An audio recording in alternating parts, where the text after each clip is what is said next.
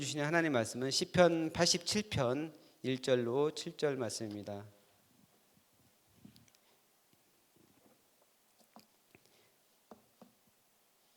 아닙니다. 시편 104편 1절, 24절, 34절.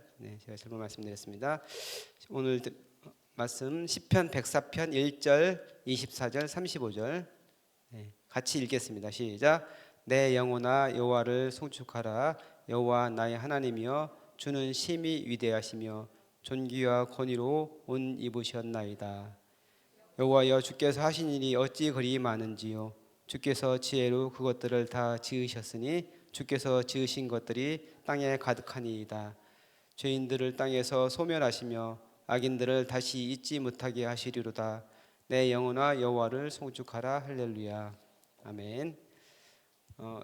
지난주에 제임스 카메론 감독이 만든 아바타 시리즈 3편 불과 제가 개봉이 되는데 개봉된 지 4일 만에 100만 관객을 넘어섰다고 합니다.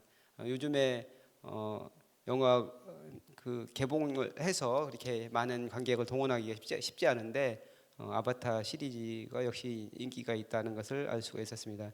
2009년에 처음 아바타라는 그 영화를 봤을 때 그 내용 그리고 이제 생생한 컴퓨터 그래픽 뭐 이런 것들 그리고 그 스토리가 던지는 그 메시지 뭐 이런 것들을 보고서 정말 충격적이었다 생각을 합니다.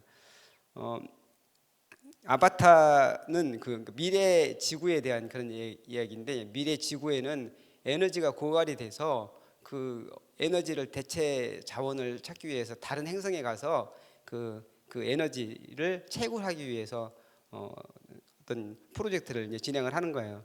근데 이 판도라라는 그런 행성에 가는 건데 그 판도라라는 행성이 지구처럼 대기가 있는 게 아니고 지구와 같은 대기가 아니고 대기가 있긴 있는데 독성이 가득한 대기, 사람이 살 수가 없는 그런 대기예요. 판도라 행성이. 그래서 거기 들어가려면은 거기 그 나비족이라는 그 존재가 거기서 살아가고 있는데 그 사람들처럼 호흡할 수 있어야 되는데 사람은 갈 수가 없는 거예요. 그래서 생각해낸 것이 그 나비족에 사람을 의식을 심어주면 되겠다 해가지고 이제 그 나비족 중에 사람의 의식을 심어서 아바타로 이제 만드는 거예요. 그러니까 아바타가 뭐냐면은 아바타는 그 힌두교에서 이제 비슈누라는 그런 신이 있는데 그 신이 여러 모습으로 이제 그 다른 신의 모습으로 나타나요. 그러니까 화신이라고 하기도 뭐 분신이라고 하는데 그래서 자신을 여러 가지 이제 모습의 신으로 이제 보여주는 이 땅에 나타나서 여러 가지 일들을 하는데 이제 그걸 아바타라고 하거든요. 그래서 이제 나비족에게 사람의 의식을 심고 이제 그 사람이 가서 실제적으로 호흡을 할 수 없기 때문에 나비족으로서 임무를 수행하는 거예요. 그러니까 에너지를 채굴하기 위해서 이제 그 프로젝트를 진행을 하는 거죠. 그래서 이제 영화에 보면은 하반신 마비가 된 전직 해병대원 제이크 설리가 나오는데 그 사람이 아바타 프로그램에 참여하겠느냐 그 제안을 받아가지고 그 사람이 이제 가게 되죠. 그래서 그 사람이 그 나비족의 일원이 되어서 이제 임무를 수행하는 거예요. 아바타가 어떤 한 사람의 속에 들어가서 아바타가 되어서 임무를 수행하는데 그 임무를 수행하면서 그들 이제 나비족 그 사람들의 이제 문화와 그 자연관에 이제 깊이 공감을 하게 되는 거예요. 그러니까 원래 임무는 그곳에 가서 이제 자연을 채굴하기 위해서 그 에너지를 채굴하고 그 사람들을 뭐 이렇게 죽이고 이렇게 하는 게 임무였는데 오히려 그 사람들 속에 동화가 되는 거예요. 그래서 사람들 지구 사람을 배신하고 그 사람들 속에 이제 들어가게 된다. 그런 내용이에요. 뭐 어떻게 보면은 뭐 오락 영화라고 볼 수 있는데 단순한 그 나비족과 지구인 사이의 그런 뭐 전쟁 이런 걸 얘기하는 그런 오락 영화가 아니고 메시지가 있어요. 그 영화에는 어떤 메시지냐면은 물질적 소유에 기반한 인간의 문명과 그다음에 무소유 가치를 소중히 여기면서 A와라는 신성한 네트워크로 연결된 그 나비족, 그 나비족의 그 세계관의 전쟁이라고 볼 수 있습니다. 그래서 이제 자연과 하나가 되어서 자연을 잘 보살피고 그 속에서 잘 살아가는 그 나부족의 그런 모습들, 그것이 굉장히 인상적으로 나오는데, 제가 왜 이 말씀을 드리냐면은 우리 교회가 올해가 희년 마지막 3년째 이제 마지막 끝나가는데, 희년 3년의 사역 중에서 하나가 생태적 환경 가꾸기가 들어가 있습니다. 뭐 우리가 잘 뭐 크게 뭐 행사를 했거나 그러진 않았지만 생태적 환경 가꾸기가 들어가 있었어요. 그래서 건강한 기독교의 그 가치로서 우리가 생태적 환경을 돌보는 것, 이거는 반드시 해야 된다. 이게 이제 우리에게 주어진 그런 숙제인데, 지금 기후 위기가 세계적으로 일어나고 있잖아요. 여러 가지 뭐 재앙들이 일어나고, 뭐 쓰나미라든지 뭐 지진이라든지 곳곳에 그런 거로 인해서 많은 사람들이 힘들어하는 그런 모습을 볼 수가 있잖아요. 근데 이거를 이제 기후학자들은 인간의 물질적 탐욕이 만들어낸 그런 결과가 바로 지금의 이런 재앙들이다, 이렇게 이야기를 하고 있습니다. 오늘 우리가 읽은 시편 104편 1절부터 마지막 절까지 다 읽어야 되는데 읽지 못해가지고 제가 중간에 끊어서 이렇게 읽었는데, 보면은 하나님의 창조하신 그 자연, 그 만물에 대해서 그 아름다움, 그리고 그 안에서 역사하시는 하나님의 손길을 찬양하는 시가 바로 시편 104편입니다. 너무나 아름다운 그런 찬양시고 그 아름다운 시어들로 이제 가득 차 있어요. 그래서 대부분의 시편 학자들은 찬양시의 백미가 바로 시편 104편이다, 이렇게 이야기를 합니다. 전체적으로 길지만 창세기 1장의 그 구조와 관계가 있는 시가 바로 시편 104편이다, 이렇게 이야기할 수 있습니다. 시편 창세기 1장에 보면은 하나님의 천지 창조에 대해서 나오잖아요. 그래서 그 창세기 1장에 하나님의 천지 창조에 대한 화답의 시가 바로 시편 104편이다, 이렇게 볼 수가 있습니다. 창세기는 하나님의 관점에서 뭐 첫째 날, 둘째 날 이렇게 뭐 만드시는 것에 대해서 쭉 나오면은 시편 4편은 사람의 눈에서 이제 땅에서 보는 세계, 그것을 이제 비추고 있다고 볼 수 있습니다. 창세기에서는 그 창조 질서의 시작을 보여주고, 그리고 시편 104편에서는 창조 질서가 활기차게 진행되고 계속돼서 생명력을 가지고 이어가는 것, 이것을 보여준다고 할 수 있습니다.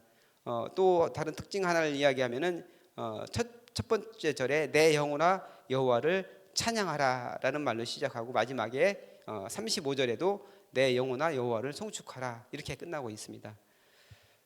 그래서 이제 전체 내용을 창세기와 이렇게 비교하면서 한번 살펴볼 텐데, 첫 번째 하나님께서 첫째 날에 뭘 만드셨죠?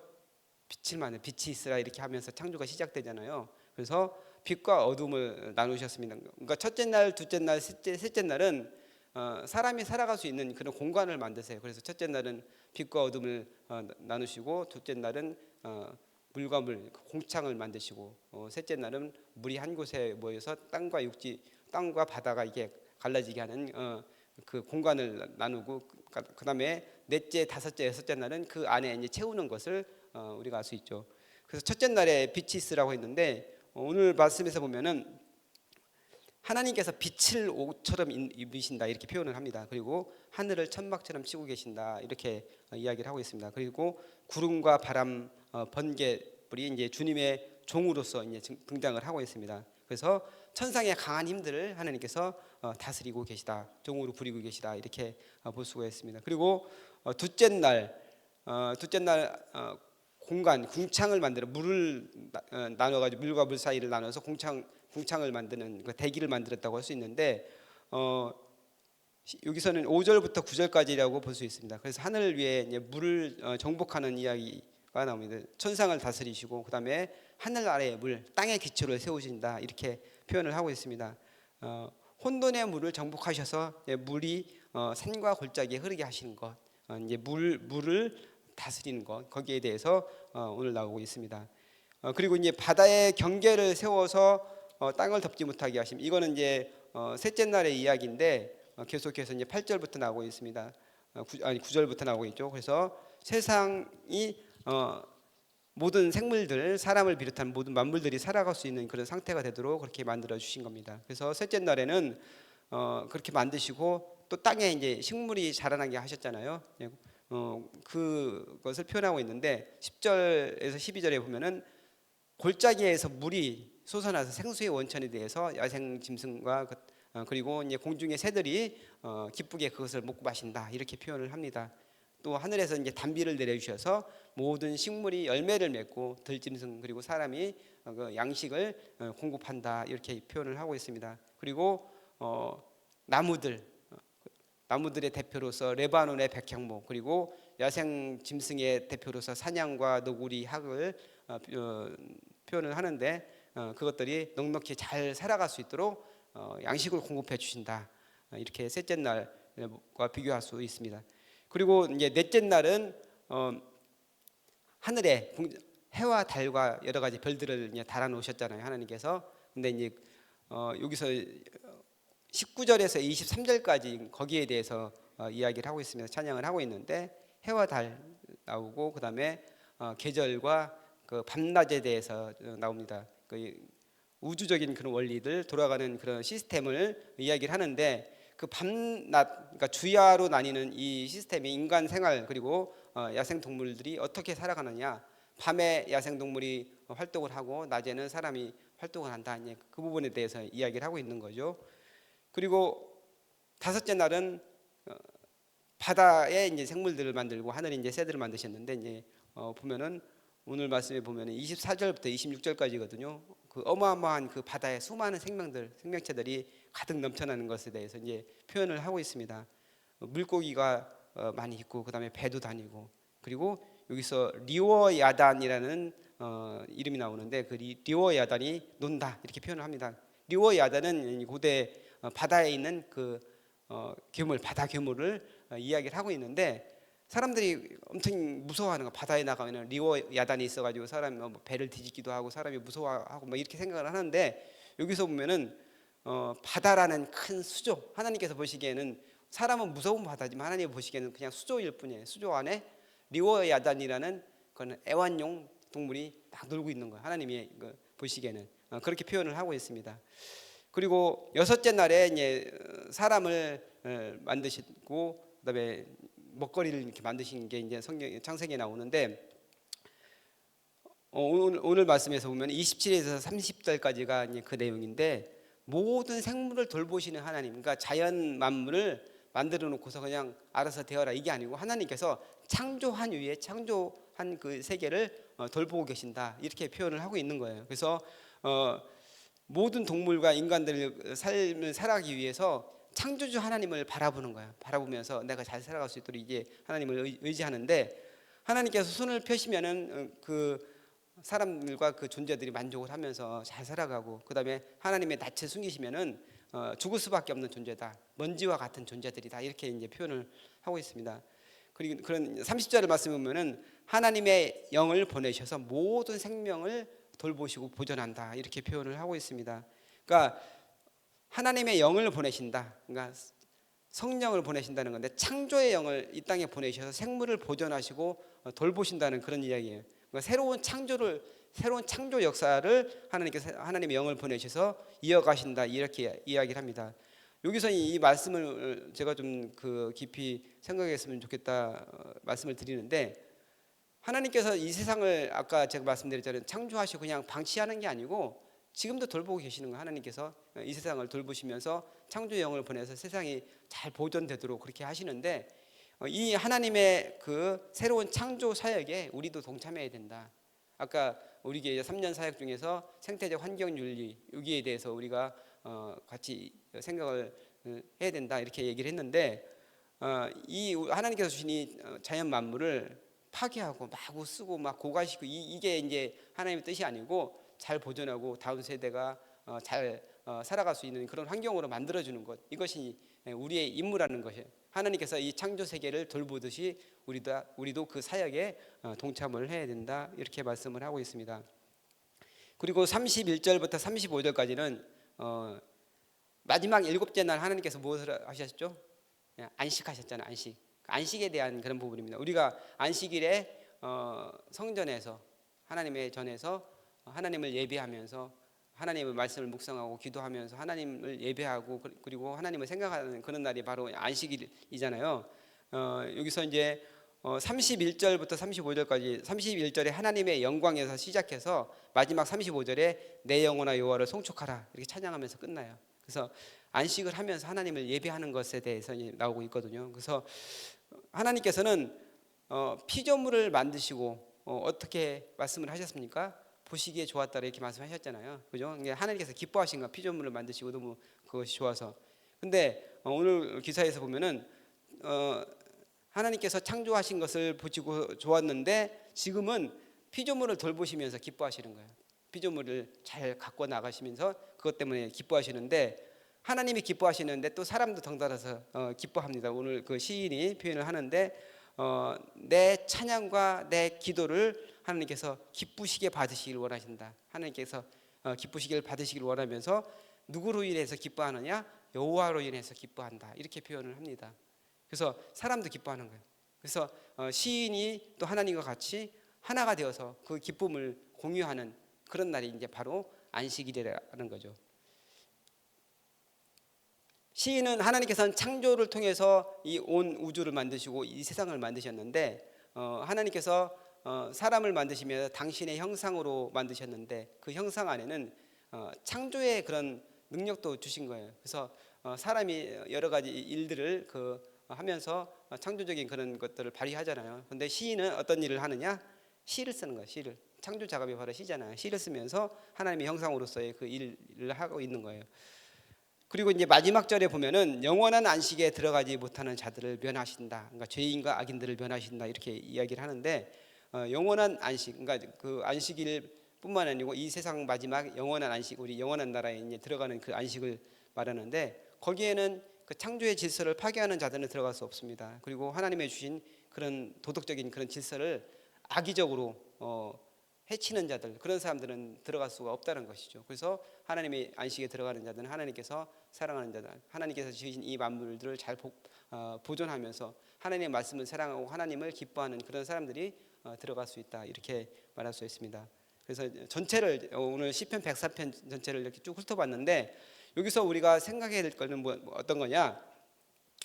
하나님께서는 천지를 창조하시고 그냥 방치하시는 것이 아니고 보존하시면서 하나님의 영을 보내셔서 새로운 창조를 이어가시는 거예요.